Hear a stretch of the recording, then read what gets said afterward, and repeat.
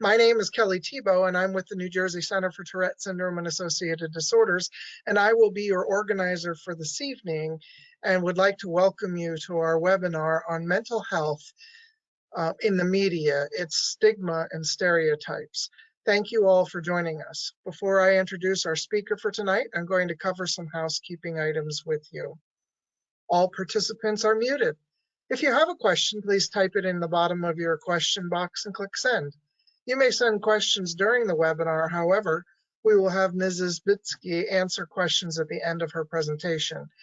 We will get to as many queries as time allows. And in addition, tonight's presenter you think I know this by now, is available to take your questions on the Wednesday webinar blog, which is accessed from our homepage under the heading Programs. This blog will be monitored for the next 7 days. Feel free to look and post questions as often as you like. Answers will be archived for future reference. We value your input, and in order to enhance our webinar experience in the future, we need everyone to fill the survey out as you exit the webinar. The New Jersey Center for Tourette Syndrome, its associated disorders, and its directors and employees assume no responsibility for the accuracy, completeness, objectivity, or usefulness of the information presented on our site. We do not endorse any recommendation or opinion made by any member or physician, nor do we advocate for any treatment. You are responsible for your own medical decisions. Now, I'd like to introduce our speaker for the night, Meg Isbitski. Meg Isbitski is a licensed social worker from Central New Jersey who received her master's degree from Rutgers University with a concentration in management and policy. She is professionally interested in making individuals, families, communities more sustainable through the accessibility to treatment services, public policy and procedure, and improving quality of life opportunities. She is passionate about education, advocacy, and representation of vulnerable populations. Meg, it's wonderful to have you here tonight. We look forward to your presentation, and you should have the button to press now. Thank you, Kelly. I'm going to go ahead. Are you able to see my PowerPoint? Yes, I am. Okay, wonderful. Well, thank you so much for the introduction and the opportunity to present tonight. I will be talking about mental health and stigma and how it's portrayed in the media. So as Kelly said, my name is Meg Isbitski. I'm a licensed social worker in the mental health field in Central New Jersey. So what I really would like to talk about today are, before we go into the depictions of mental health and mental illness in the media and a little bit about how things are romanced, I really would like to just define mental health and stigma because I'm going to say mental health 100 times during this presentation, and I like everybody to be on the same wavelength in terms of understanding what that means and what it looks like. So we'll define mental health and stigma, look into some harmful stereotypes that are perpetuated by the media. We're going to recognize some of the sensationalism that comes on the other end of the mental health spectrum. And lastly, we're going to just try to end on a positive note to see some positive examples and reflect on some things in the media that aren't as harmful. So what is mental health? I think the simplest way to describe it really is how we think, how we feel, and how we interact with the world. I know that's probably not how it's defined often, but it really is our emotional response to our actions, our relationships with other people, and our ideas of what is safe and what isn't safe. And I really like to talk about mental health through the 8 dimensions of wellness. So this is a framework that was developed that looks a little further than just the mind-body or even the mind-body-spirit experience that we have been told a lot lately about the interconnectedness.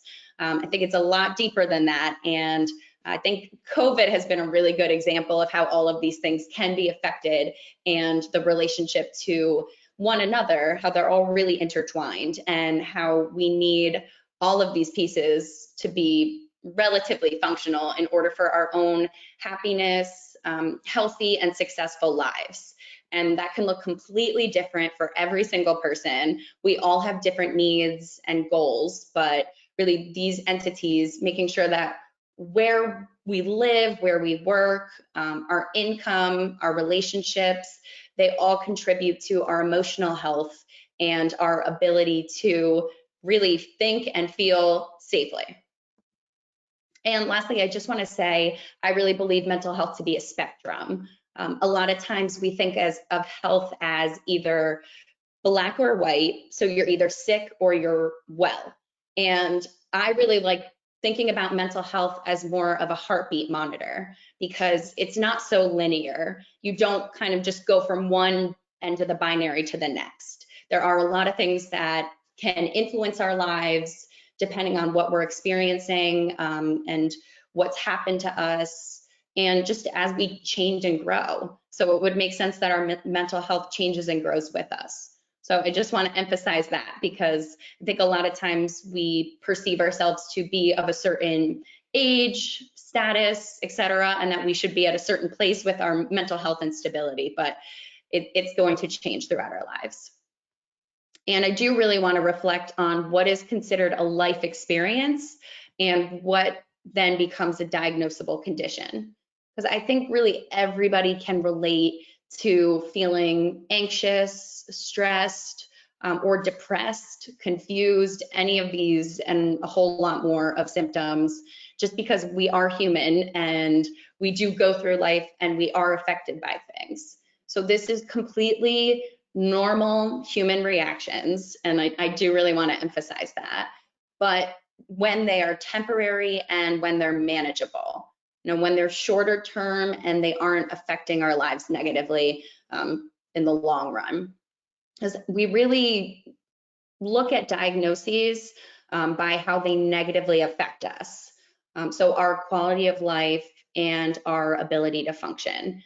And I know mental health can be really viewed as a beautiful thing that makes us creative and diverse and multifaceted, but the way that we look at a diagnosis is more of almost a deficit. So they are based on duration, how long you are dealing with these symptoms or changes in thought patterns, the severity, because we can have a multitude of diagnoses that you're not going to experience the same level of symptoms. There are mild, moderate, and severe across a lot of these diagnoses, and it can range from changes in our appetite, changes in concentration or ability to sleep, versus really intrusive symptoms of hallucinations, delusions, panic attacks, wanting to harm yourself. So I think we have to look at it from that view. We also kind of look at the life aspects that are affected, which is where the 8 dimensions of wellness come back into play as well, because we have to look at, is this affecting your relationships, your ability to have a job or get finances coming into your household? You're able to keep a housing situation. And also our insight and our self-awareness, because we could be experiencing some pretty severe symptoms, but if we have insight and we're able to kind of separate, how we think and how we feel with the reality of what we're experiencing, that allows us to be way more self-aware and more likely accepting of help and changes that could be for the benefit. So now let's talk a little bit about this figure, 1 in 5. This is the number of people that live with a diagnosable mental health condition. This is a statistic that is quoted fairly regularly. It really comes from NAMI, which is the National Alliance of Mental Illness. But this is not an exact science, because if you notice, we say a diagnosable mental health condition, so not a diagnosis. And this is done through a lot of self-reporting, because unfortunately, in terms of mental health, you can't often take a blood test or some kind of medical intervention that will show what diagnosis you have. A lot of it is related to self-reporting and our own symptoms. So it can also be more complicated by depending on that insight, that self-awareness, and other aspects. So the World Health Organization states depression as the leading cause of disability worldwide. And yet less than half of that 1 in 5 actually do seek treatment. And treatment being a big umbrella term that could be counseling, medication, support groups, wellness, really anything, but less than half of people that would have a benefit to it don't seek it out. And that reason is stigma. That has been the reported #1 reason why people do not seek services for their mental health or substance use disorders. There is a massive stigma where people might not want to be associated with having some kind of issue or struggle that is not physical. And I find that really interesting because there are so many other barriers to mental health care in terms of insurance, availability and waiting lists, and even transportation. So the fact that stigma is our #1 barrier always strikes me as interesting because I think it's the one that we have the most power and control over. And even right now, I perceive this opportunity to present as a way to reduce stigma by just talking about mental health and normalizing things. So I appreciate everybody being here and also contributing to that. So for those of you who don't really know what stigma is or how it's really defined in this context, it's really just a negative depiction. So a negative association of a certain membership or characteristic. So it's usually something that's in the minority that is easier to kind of stick out and that can be labeled and excluded. So I would say even an unrelated example to mental health is people with COVID. There is a stigma against, and maybe not as much now, but there was a stigma at a certain point to having COVID. It was really almost treated like leprosy at one point. But people with mental health and substance use disorders often live with high levels of stigma. And we'll go into what that looks like and who kind of perpetuates that. So in my opinion, there are 3 types of stigma. There is the self-stigma. So that is either information that has been told to you or that you've intaken, or something internalized that you just believe about yourself. And it can limit our own perception of what we're able to accomplish and our own limitations, and also what we think we deserve or how we believe and feel about ourselves. So that can be incredibly limiting in terms of trying to seek any opportunity for support or relationships or even any goals that you'd like to achieve in life, because you have this little voice in the back of your head telling you why you can't do something. There's also interpersonal stigma. So we see this a lot with how we treat other people, whether it's a one-on-one or it's just how we treat a specific group or associations with specific qualities. So this often just looks more like, I would say, avoidance rather than bullying. So it's less of an attack, but it's more of just not wanting to be associated with a certain kind of person or quality, just because of fear, I would say, of the unknown, of these stereotypes or preconceived notions, that we perpetuate, we see in society, and that are just long held opinions. And also we have public stigma. So that's what we see more so in terms of systems. So our large societal values, our ability to navigate services, and even there are some stigmas still in places like education, healthcare, using healthcare as an example, a lot of insurance companies don't even cover mental health treatment, how they cover any kind of physical or other medical issue. So a lot of these common stereotypes that people don't want to be associated with are that people with mental health conditions or addiction, that they're unintelligent, and that they're loners. Usually they're thought of as unstable, and I think that's where a lot of the fear comes from, that people don't know, any experience that they've had. They assume that people are, a wild card, or they're not really to be trusted. We also see this a lot as people lacking ability and autonomy. They're thought that they're not able to advocate for themselves or live successful lives according to their own wants and needs. And also, sometimes people are just thought of as strange and weird, and they're not wanting to be associated with them.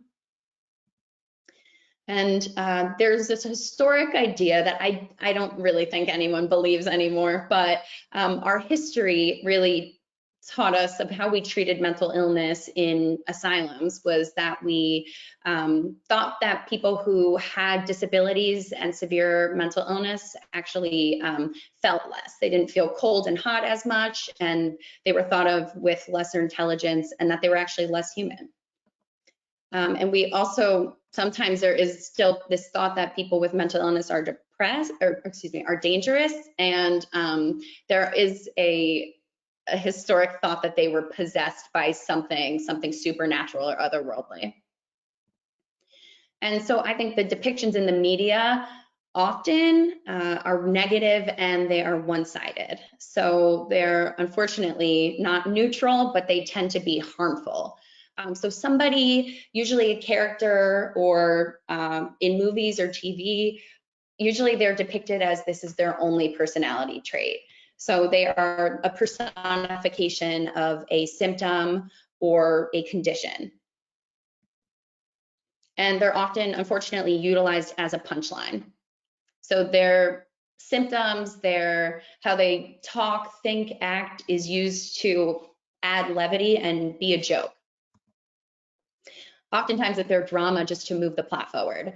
They're an antagonist, and they exist really to be the villain or be the person that has to create the danger so that the danger can be resolved.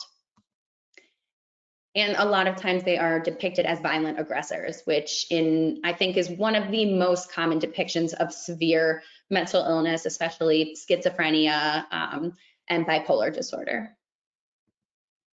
Yet the role of the media is not so focused on mental health. It is truly to inform, to entertain, and to suspend reality. So when I say the media, that's really a blanket term for movies, television, news coverage, and even more recently, social media, because we can there's so much access to social media sites, YouTube, other networking, that this actually is such a source of information for people that it really needs to be included in this depiction. But before we go into all the negatives, I do want to reflect that there are pros to accessing media and being able to have this coverage and what this gives to us, and even what we're participating in right now. So the media can provide education and expose us to new topics that we wouldn't necessarily have the opportunity to do firsthand, things that we might not have ever experienced if we didn't see it through a screen, more or less. It can provide free access to information, YouTube, news coverage. There's so much more that we're able to access. And I think that, if you have some kind of internet access and some kind of device, that really can allow you to educate yourself and have that access that you might not have had before. And simply can offer us entertainment, relaxation, and enjoyment. But if there is a pro, there has to be a con. So it can isolate or polarize an idea I think the past couple years have shown us this, even with how we have as a society reacted to our own politics and our own pandemic. Because this has really, I think the media has played a huge role in polarizing people to one side or another, when unfortunately I think there are really a lot of things that we do agree on as a society, but polarizing just one idea can really force these issues apart and almost can make them a little bit more intense or radical. This can also disrupt your perception. So if something's taken out of context, or you don't necessarily know the full story or the background on something, you're walking around without all of the information. And lastly, things can just be incorrect or harmful. Unfortunately, the other side of the coin with free information access is that almost everybody is able to post, share information, whether social media or what have you. We can all walk around like we're reporters, and that doesn't necessarily vet anybody or give any credibility. But unfortunately, that can be taken without context, without that vetting, as some kind of truth. So why is this problematic? Because depictions of mental health and substance use, a lot of times, they are for entertainment. So in the movies and in music, they're really seen as comedy, horror, or thriller. That's kind of, if it's a negative depiction that isn't accurate, unfortunately, that this is kind of the purpose of it. And sometimes it can just incorrectly over-represent symptoms and diagnoses. I think often what we see in terms of severe mental illness is many depictions of schizophrenia, which is actually way more infrequent than other diagnoses. The most common being depression and anxiety. But it's more interesting and entertaining to see somebody having a schizophrenic episode or with a bipolar disorder and those symptoms that come with it. And often this sensationalizes the experiences of somebody who does have a diagnosis without actually showcasing the reality. So this goes back to them being one-sided and being subjected as only their symptom or their diagnosis, when people do live full lives and cope and recover and have many other things going on that they deal with outside of just their diagnosis. And oftentimes it's not a human first perspective or a person first perspective. So I think that this is something that we have done a really good job improving as a society in the past couple of years. We've really changed how we talk about people. We really want to include their perspective, but I think historically this hasn't been how we treat mental illness, how we talk about, or how we present it. And this is just a picture of the first insane asylum in the United States. So back in the 16 and 1700s. This is how we house people, and this is really one of the major depictions of mental health that we do see in movies. We do find a lot of escapism, and some of these stories are really truly fascinating. So these are a few that aren't as recent, but if you've seen any of these movies, they do all have an entertaining and thematic aspect to them. They often even utilize comedy and intelligent writing, but they really do showcase some of the realities of what being in a psychiatric hospital was. So lobotomies, hydrotherapy, which is putting people in hot and cold baths to try to change their body temperature, their brain patterns, and just depicting people in straitjackets, and it shows a lot of the ways that we used to treat. But sometimes paired with the comedy, it can give the wrong example of how we do view these depictions and how harmful they really were. And usually when we see somebody in a movie or some kind of story, news coverage, they're often depicted as unstable. So these are just a few examples, and some are more recent than others. And the one on the bottom left actually is about Trenton Psychiatric Hospital in New Jersey, when they had a fire and called them roasted nuts. So just even the way that people are depicted, you know, things taken out of context, things, you know, just showcasing one quality of people. So they're really often portrayed as slovenly or, you know, crazy eyes, not able to keep themselves taken care of or even understand, you know, their own presence. We see people really being incapable of making their own decisions. And I think that's where that idea of possession comes back in. And we also see them as dangerous or wild card. So people that can't often be trusted or, you know, just we don't know what they're going to do. So it's easier to just avoid them, keep them locked away and out of sight. And often they are emotionless and depicted as being without insight, not understanding what's happening around them and having no separation of reality and fantasy.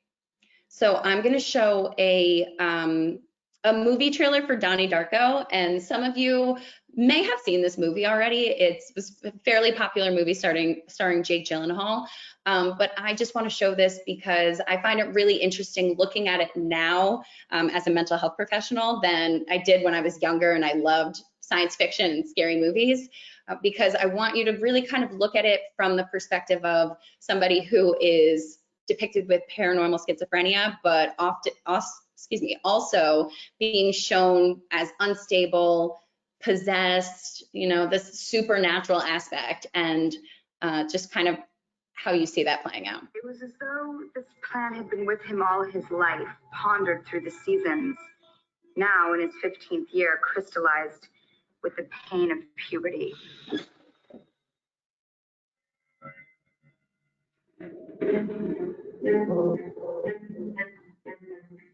So, why'd you move here? My mom had to get a restraining order against my stepdad. He has emotional problems. Oh, I have those too. What kind of emotional problems does your dad have? I met a new friend. Real or imaginary? Donnie. Imaginary. I'm going to tell you a little story today about a young man whose life was completely destroyed by these instruments of fear. I've been seeing stuff. Donnie is experiencing what is commonly called a daylight hallucination. I have to obey him. He saved my life. Have you ever seen a portal? Has he ever told you about his friend Frank, the giant bunny rabbit? What? Every living thing follows along a set path. And if you could see your path or channel, then you could see into the future, right?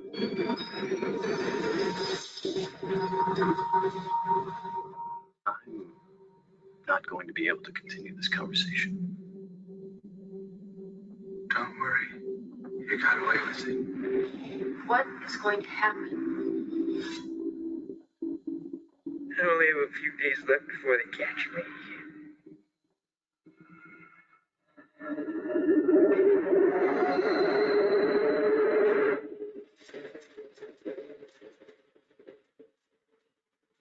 We're just gonna stop. You should already know that. So just a small example, and that doesn't mean that this movie isn't entertaining or well done, or that it should be avoided, really. That's not my point. I just want us to reflect on some of these depictions and how we can use mental health and mental illness as a way to almost scare people sometimes, because there is the separation between the actual diagnosis and what somebody who has paranoid schizophrenia feels like. And they surely can have hallucinations, delusions. They could have somebody, they think voices in their head telling them that they need to end the world, but there just is a separation. You know, they're paranoid schizophrenia, it's not a pleasant diagnosis. It's a diagnosis where you feel a lot of stress, fear, paranoia, that you feel totally out of control, and it's incredibly invasive. And that's just the separation I want to make, without the science fiction or the aspects of somebody being possessed.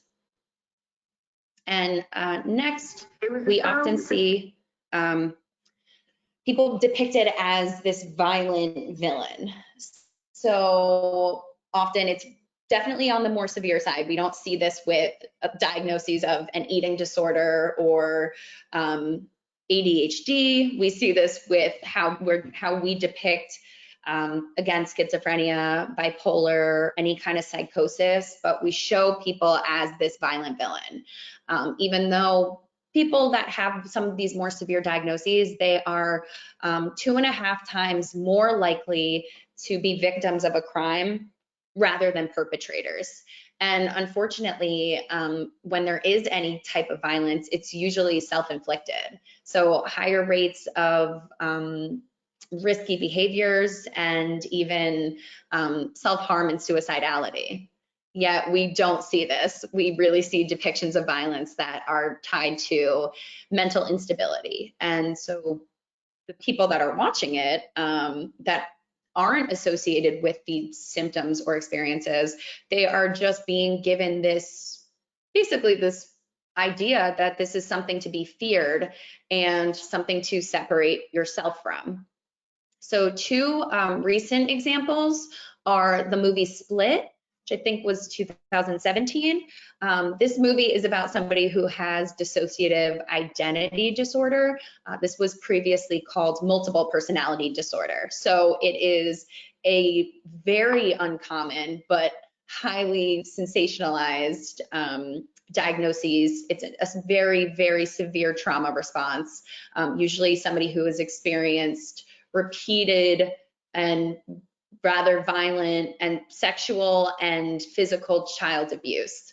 It's actually something that your brain does, as amazing as our brains are, kind of gives people sometimes another identity, so that when they are in any kind of fight or flight, scared mode, that part of the brain kind of shuts off and another one takes over, just for self-preservation.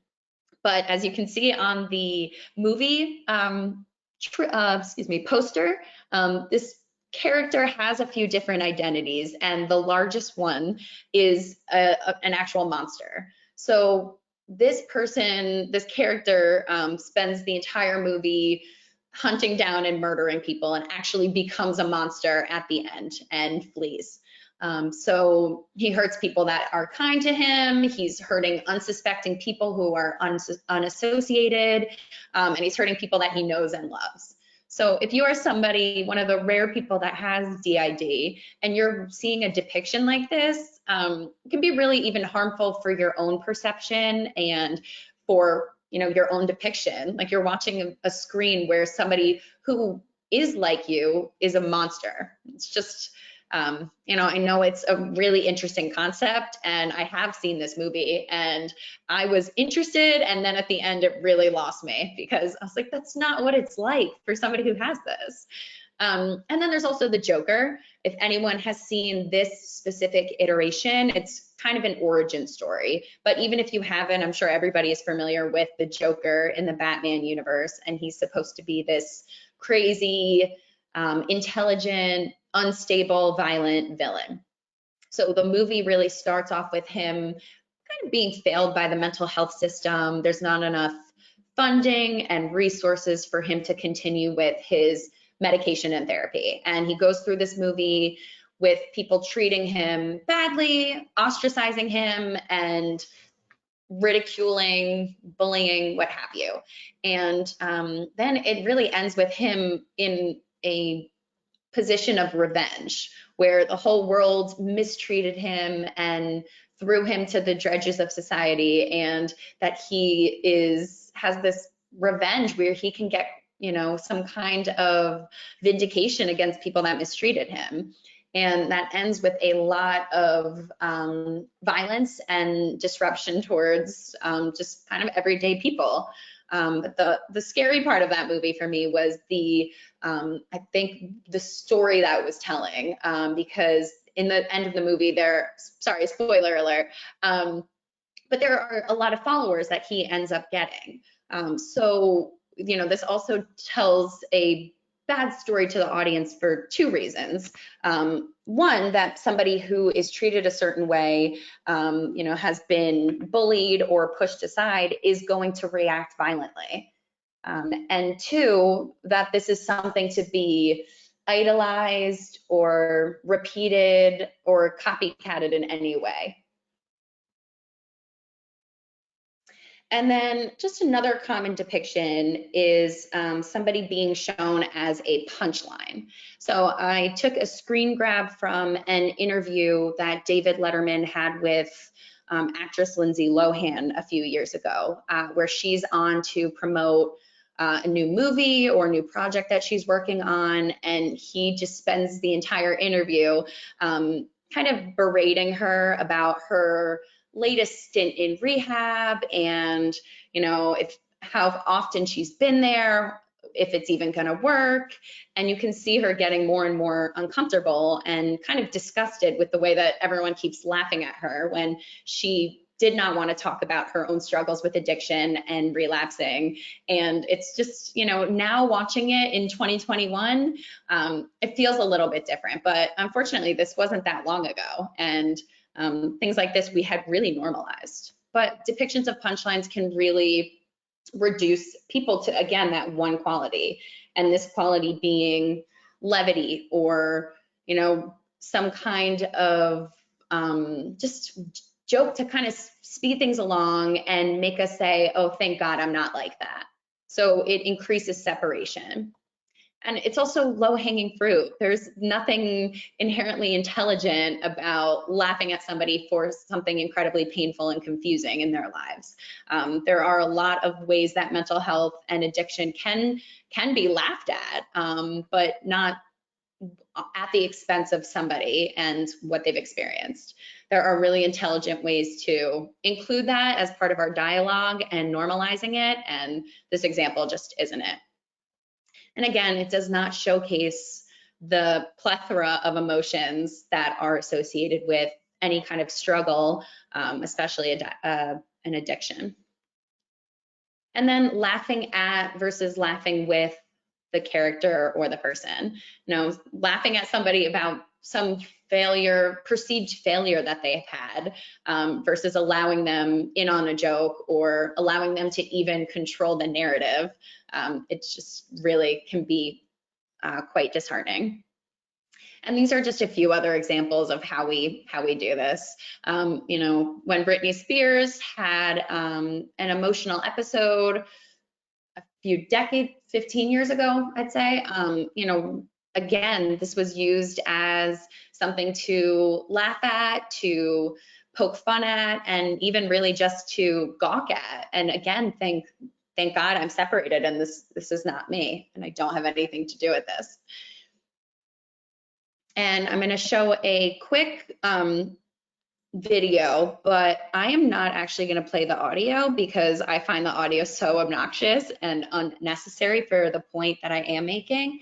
So this clip is from a movie called Deuce Bigalow. So it is, again, that low-hanging fruit kind of comedy. But the depiction here is somebody who has Tourette syndrome, and more specifically, one symptom of the Coprolalia, which is tics that are unable to be controlled, that can either be verbal or, you know, physical. But so it's really just showing her using expletives the entire time, constantly saying things that are not appropriate and that are being used to really laugh at.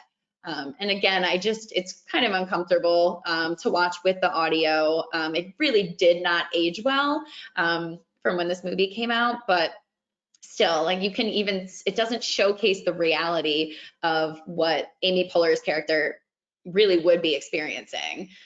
There's a lot of confusion. There's some evident disdain and disapproval, but there's just a general lack of understanding, and I think this is where that fear kind of comes back into play. So I don't need to show the entire clip for this to be, for this point to be brought home, but I just, then he later brings her to a baseball game because he thinks that's where she's going to fit in with all of the other fans who are screaming curses at the teams and are really engaged and enthusiastic. So the clip ends with everybody praising her and being, you know, positively associated with her and her enthusiasm, but just, I think it's just a really tacky way of really depicting this. So again, the Coprolalia, it really is the most common depiction. So that is what, unfortunately, a lot of these diagnoses are. And, you know, often Tourette syndrome is not in itself a mental health condition, but due to a lot of these themes of shame, fear, unable to feel like you're comfortable in your own skin, and especially with those around you, it can really be co-occurring with many diagnoses, especially anxiety, depression, and ADHD.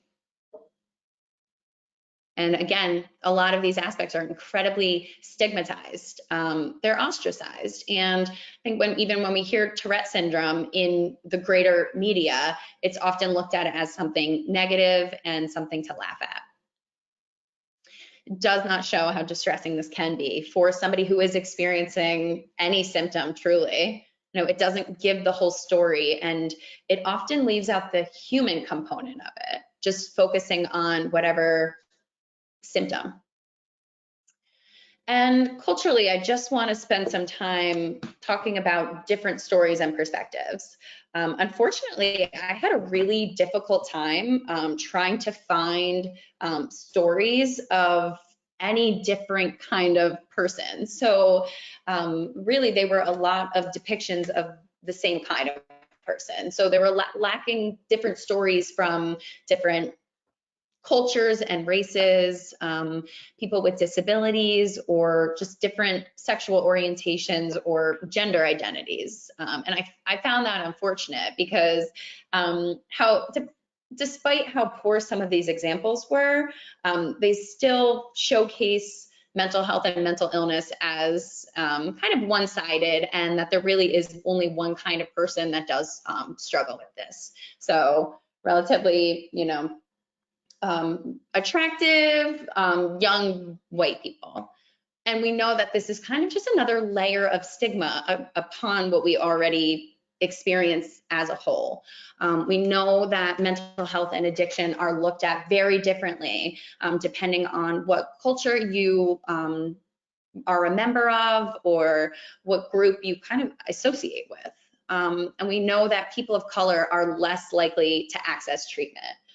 So without good representation that is showcasing that it is normal and that it actually happens, that people do have diagnoses and conditions and symptoms that they could benefit from and could benefit from treatment and live with every day, unfortunately, is stories that haven't been told as often, that are really becoming told more recently.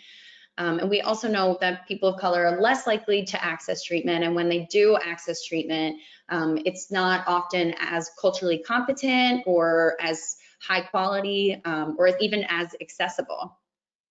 And we also know in our LGBTQ communities, there is more mental health diagnoses and more addiction than our non-LGBT neighbors. And that is not specifically because of being associated or being a part of the LGBTQ community, but it's a lot of those external stigmas. You know, unfortunately, there's still a lot of bullying.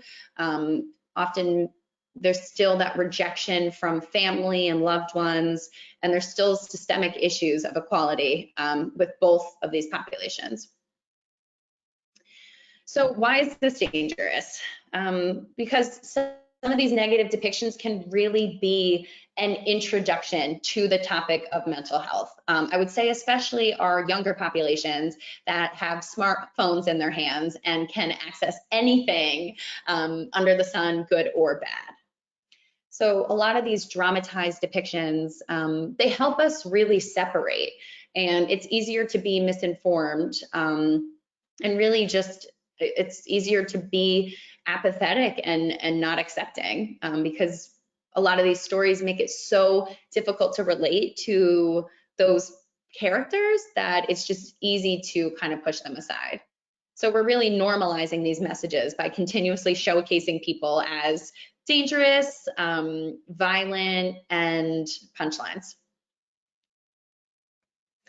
And this is dangerous, I would say, on an interpersonal level, because it really promotes or substantiates fear, ridicule, and avoidance.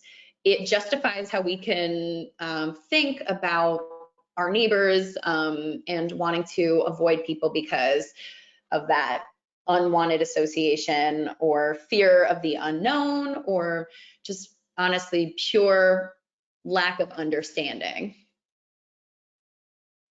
And I would say from a personal or a self-stigma perspective, this is really dangerous because it can reduce self-esteem. It really, consuming depictions that are negative and one-sided can really make people feel like there's something wrong with them or anything that they relate to about that character, and that the message that they're being given is that something's wrong with them and they really should keep quiet about it or kind of just stuff it down. This can affect relationships, because if you are not accepting of your own experiences and the way that your brain works and how you function, it's going to be very difficult to connect to others and to be able to have any type of sustainable or meaningful support system. So whether that's family, friends, what have you, it's difficult to maintain them. And also it can reduce help seeking, because if there's only one kind of story that's being told and it's somebody who is sick and is kind of depicted as they always will be sick, this really reduces the idea that people can recover or can learn to cope or increase their happiness and their quality of life. And I just really, I know we're beginning to wind down, but I want to really touch upon romanticizing mental illness, and which is, I think, the other end of the spectrum of awareness from stigma. There is a sensationalization where there's this idea that mental illness or any kind of addiction is attractive in any way. I want to say that this has been really only in the past couple of years, and I believe it to be, or past decade, I'll say, with the rise and accessibility of social media. And I'll say it's with younger audiences, probably primarily, but I don't think that this is just related to one age group. I think we just see it there because there's such a high population of the younger populations that access social media. So this can look like believing that mental illness makes you cool or edgy, or somehow kind of with a beautifully tragic aesthetic, or that you're better than society or those people, anyone that's mistreated you or made you feel any sort of way, which was my perception of the Joker movie. And lastly, there's a glorification, so of substance use, of self-harm, and for risky behaviors, not taking care of yourself, and thinking that this makes you somehow more special or unique than other people. And I do want to show a short clip. Just a few moments, just showing some of these more common examples. And he's a little bit of a fast talker, so I'm gonna, whoops, I'm going to slow him down a little bit. Oops. My goodness.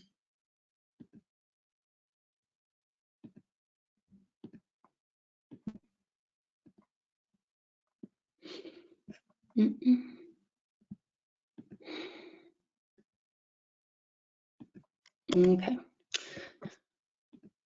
You know what? We'll skip the video for now, but as we're running out of a little bit of time. But really, he just reflects on some more recent depictions of romanticizing mental health there's a lot of memes, there's music, and there are even stories that are being told as if mental illness is something to be attained, or that's something that makes you more special or cool, or you can kind of blame any mistake or any action on the fact that you have a mental illness.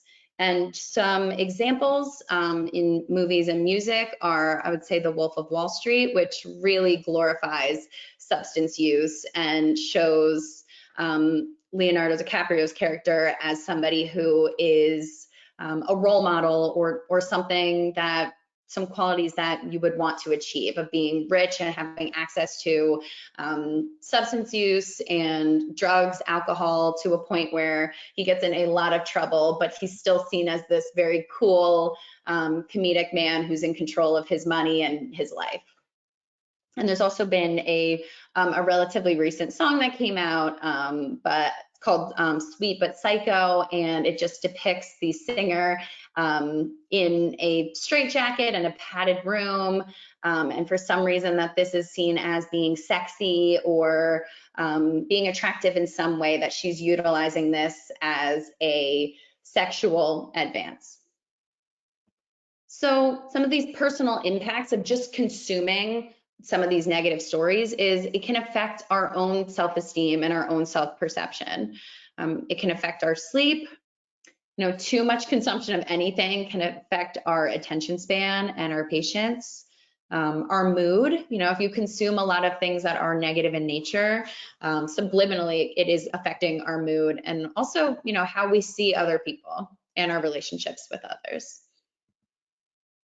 And I just want to end on 2 depictions that do get it right. I don't want to do many spoilers because I do want to promote some of these stories, but Moonlight is a beautiful movie that really reflects on the mental health experience of a young Black boy as he goes through childhood, adolescence, and his young adulthood. And I just think it was done really responsibly and shows a really accurate depiction of trauma, child abuse, and the experiences that are really focused on the views of a Black man, and how this can look very different than how we typically see mental health being portrayed in the media.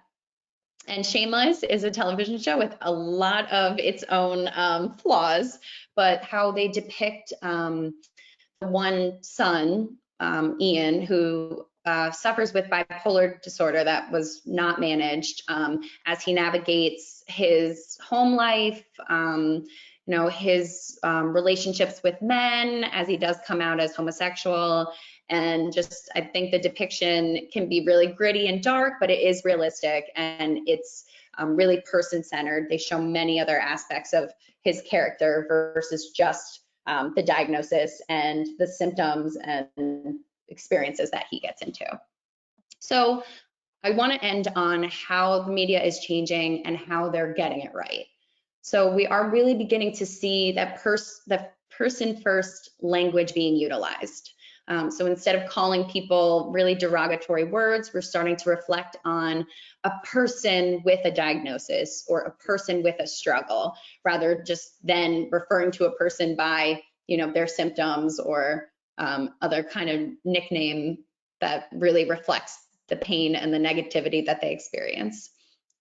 We're also starting to see more diverse perspectives, and including a lot of personal perspectives from people who are now in these roles where they can talk about their own story or involve their own experiences. And lastly, we're just starting to see characters and celebrities and social media that shows people who are multi-dimensional, and this is just one aspect of who they are as a person. And there's much more to people with mental health and addiction diagnoses than just the negative, but these are things that they cope with. And this is really a normal thing that's embedded every day in our lives. So I think it's so important that we showcase and reflect on depictions that show people as just normal people. So I know I went a little bit over, but thank you so much. I really appreciate the opportunity to present, and I don't know how to stop sharing my screen. Did that work? Yep. Awesome. So I want to say thank you for the time and effort that you've put into this. We have a couple of questions out here, but anybody looking to ask a question, please type it in your question box and click send, and we'll be happy to ask Meg the question. So my first question is, how can you protect your own mental health from the negative effects of over-consuming media? Well, I think that's really important because I think everything really needs to be in moderation. So even if you're seeing a lot of things that you don't see as harmful or negative, I think moderation is always key. It's important for us to take a step back and look at things that are actually happening in our own reality. So I would say definitely have to have a time limit, but also connecting to things that you enjoy, spending time with your family and friends, and even discussing some of the things that you're intaking with other people, because I think that can help kind of break up what you've experienced versus kind of what's happening in reality. And it's always important to, I think, unplug. What can we do personally to reduce the stigma and harmful depictions of mental health and addiction that we see? I think it's first thing that we can do is just try to recognize if we are seeing something that we find stigmatizing or contributing to negative stereotypes. Sometimes they're hard to avoid, and sometimes they're built into, I'd say, our favorite stories, but we can't necessarily avoid the whole world or avoid something that we don't think is 100% ethical. If we don't have the opportunity. But I think what we can do is we can definitely talk about it. We can avoid things that we think are more harm than good and that don't really contribute or that don't showcase even neutral or accurate stories. And I think we just have to try to keep it in mind. Talking about things is always really important, and being able to have those conversations and separate the stigma from the reality. Okay. So you were talking about you were talking about Coprolalia earlier when you showed the Deuce Bigalow, and that's something that this community knows a lot about, as far as that is what's depicted in the media. We have we currently have a campaign out there, if nobody's seen it, where some of our youth have have put up PSAs that say, "My TS is not an excuse for your bad behavior." So if anybody hasn't seen that, check out our YouTube page. That would be great. There, we have a Spotlight on Youth program happening at 7 p.m. on October 19th. That is also going to be doing that. In fact, that slide is up on the screen right now. So you might want to have your kids with TS, listen in. We'll have one of the youth who did, her name is Paige, who did a PSA, will be doing that. But Coprolalia is the biggest thing that is grabbed by the media, and considering if it's one, even if it's 1 in 200 people that you meet have TS, only 5% of that group have coprolalia. So, you know, it's just because it's sensational that they pick it up. And coprolalia is the utterance of inappropriate or inappropriate phrases. So if anybody didn't know that. My next question is, how do I recognize whether I'm consuming a positive or negative depiction of mental health in the media? Well, I think that can be difficult sometimes because while there are a lot of positive experiences of mental health, there's also ones that are accurate and neutral that are still negative.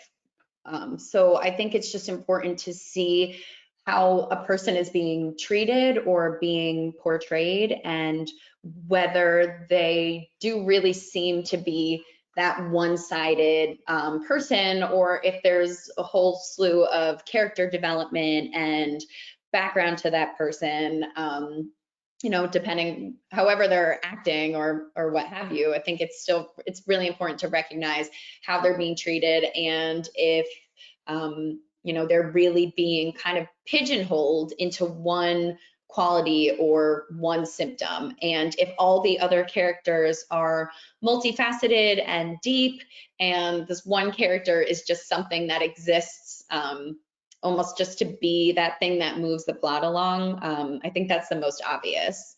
But really has to do with, I think, how in context and in perspective with the other characters, just if you can tell sometimes like the role that they're being put into, and if it is multifaceted or if it's just that one quality.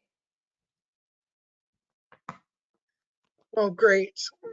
Thank you again for all your time and this wonderful information. I'd like to thank everyone for joining our webinar on mental health in media. It's Stigma and Stereotypes. There will be an exit survey as you leave the webinar. The webinar blog is open now and available for the next 7 days for any questions you might have but did not post. That website is www.njcts.org,